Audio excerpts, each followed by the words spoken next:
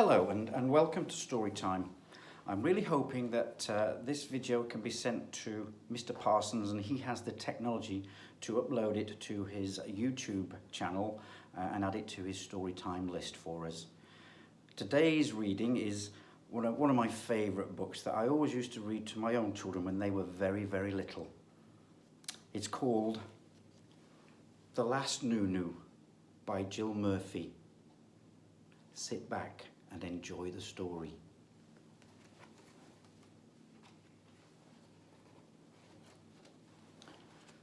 Marlon sat on the floor watching TV. Marlon's granny sat in the armchair watching Marlon. He's getting too old for that dummy, she said sternly to Marlon's mum. It's a Noo-Noo, said Marlon. He calls it a Noo-Noo, explained Marlon's mum. Well, whatever he calls it, said Marlon's granny, he looks like an idiot with that stupid great thing stuck in his mouth all the time. He doesn't have it there all the time, soothed Marlon's mum. Only at night or if he's a bit tired. He's a bit tired now, aren't you, pet? Said Marlon.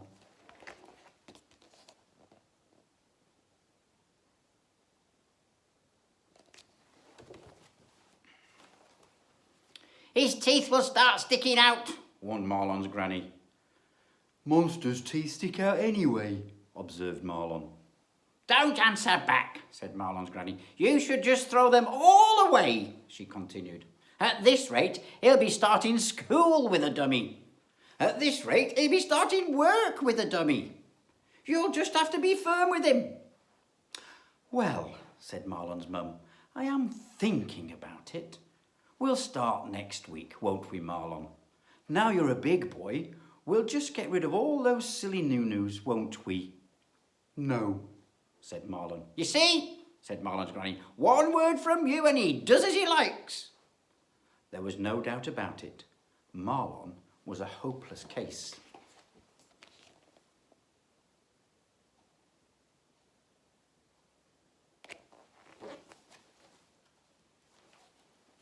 Marlon's mum decided to take drastic action. She gathered up every single Noo-Noo she could find and dumped them all in the dustbin 5 minutes before the rubbish truck arrived. But Marlon had made plans just in case the worst should happen.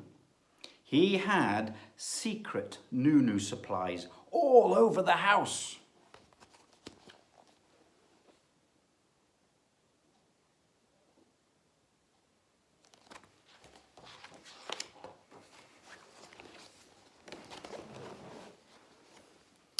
There was a yellow one down the side of the armchair.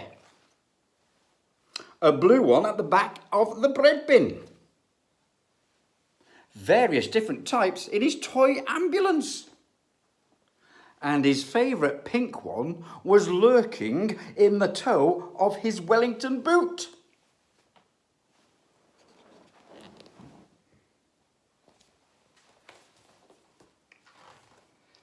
His mother and granny were astonished. They could not think where he kept finding them. You'll be teased when you go out to play, warned his granny. A great big monster like you with a baby's dummy. Marlon knew about this already. The other monsters had been teasing him for ages, but he loved his Noo-Noo so much that he didn't care.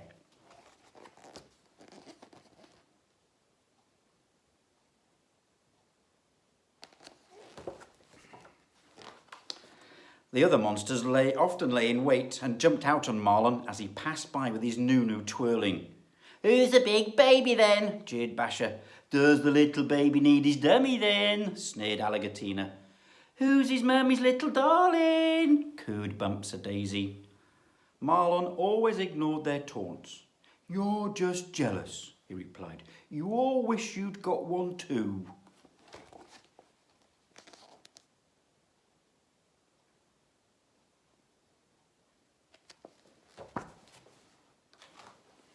Gradually, the secret supply of Noo-Noos dwindled. Marlon's mum refused to buy any more, and they all began to be lost or thrown away by Marlon's mum. Finally, there was only one left, the pink one. Marlon kept it with him all the time, either in his mouth or under his pillow, or in the toe of his Wellington boot, where no one thought to look. To his delight, Marlon found one extra Noo-Noo that his mum had missed. It was a blue one, which had fallen down the side of his bed and been covered up by a sock.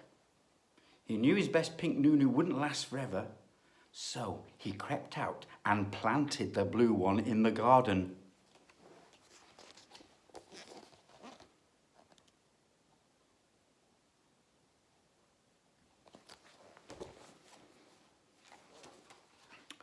All the other monsters decided to gang up on Marlon. They collected lots of different bits of junk and fixed them all together until they had made just what they wanted. It was a Noo-Noo snatcher.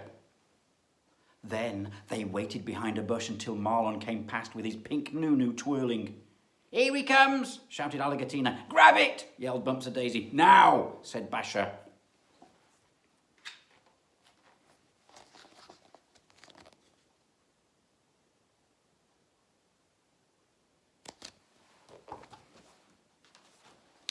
With one quick hooking movement, they caught the ring of the Noo-Noo with the Noo-Noo snatcher and pulled. But Marlon clenched his teeth and held on. Monsters have the most powerful jaws in the world. Once they have decided to hang on, that's it. Marlon hung on, the monsters hung on to the Noo-Noo snatcher, and there they stayed, both sides pulling with all their monster might.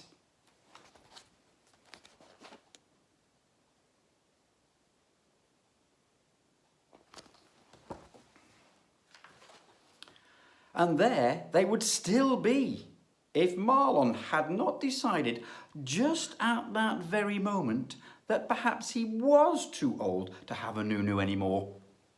So he let go, and all the other monsters went whizzing off down the road, across the park and into the pond with a mighty splash.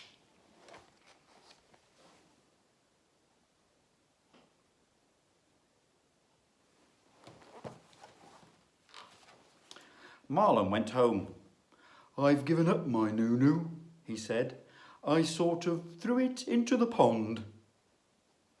Good gracious me, exclaimed Marlon's mum, sitting down suddenly with the shock. I told you, said Marlon's granny. You just have to be firm. Actually, said Marlon, I've planted one, so I'll have a Noo-Noo tree, just in case I change my mind. Oh, that's nice, dear, said Marlon's mum. Nonsense, said Marlon's granny. Dummies don't grow on trees. A Noo-Noo tree? How ridiculous.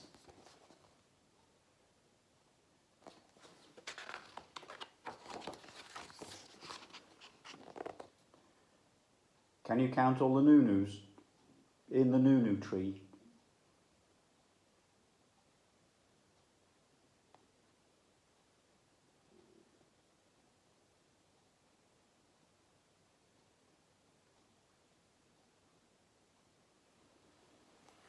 Well, I hope you've enjoyed that as much as I've enjoyed reading it, and hopefully I'll see you again very soon. Be safe, stay home, and happy Easter.